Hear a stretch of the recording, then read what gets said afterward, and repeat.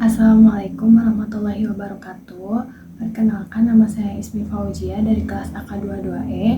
Di sini saya akan menjelaskan materi tentang transformasi organisasi dari mata kuliah Manajemen Strategik sesi 12. Yang pertama yaitu ada pengertian dari transformasi organisasi. Pengertian transformasi organisasi yaitu proses perubahan yang dirancang untuk meningkatkan efektivitas, efisiensi, dan daya saing suatu organisasi. Transformasi ini melibatkan suatu perubahan signifikan dalam berbagai aspek organisasi termasuk dari sistemnya, struktur, people-nya atau orangnya, dan juga kulturnya. Selanjutnya ada tujuan dan manfaat dari transformasi organisasi. Yang pertama ada tujuannya yaitu dalam rangka meningkatkan efektivitas organisasi untuk mencapai tujuan yang telah ditetapkan untuk agar selaras dengan visi dan misi organisasi suatu perusahaan. Lalu ada manfaatnya. Manfaat transformasi organisasi mencangkup peningkatan produktivitas, profitabilitas, kepuasan karyawan, adaptasi terhadap perubahan, dan daya saing untuk menjaga relevansi dan keberlanjutan dari organisasi tersebut. Selanjutnya ada apa sih dari strategi putar haluan itu? Strategi putar haluan atau disebut juga dengan turnaround yaitu digunakan untuk mengembalikan perusahaan yang mengalami penurunan kinerja agar kembali lagi sehat. Biasanya terkait dengan masalah keuangan dan ketidakmampuan perusahaan dalam beradaptasi di lingkungan yang baru. Ada langkah dari strategi turnaround. Yang pertama ini ada mengenali gejala kesulitan perusahaan. Yang kedua yaitu menciptakan strategi untuk perubahan.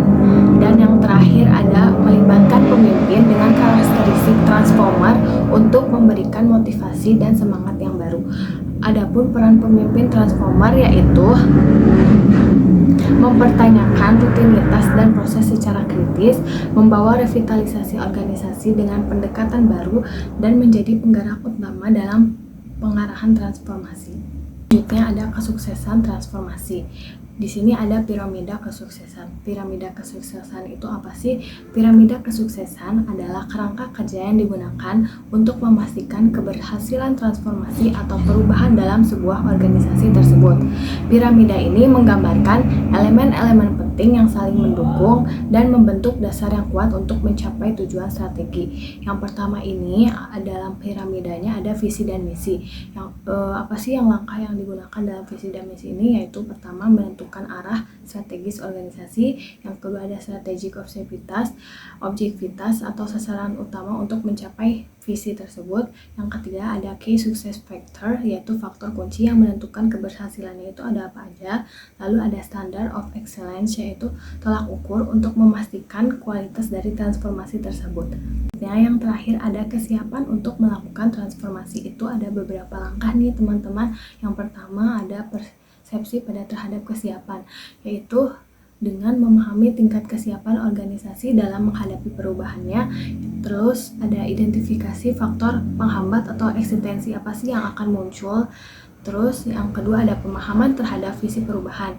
Kenapa sih? Karena penting banget untuk menyelaraskan visi perubahan dengan tujuan strategis organisasi, lalu mengkomunikasikan visi tersebut secara jelas kepada seluruh anggota, misalnya itu kayak karyawan.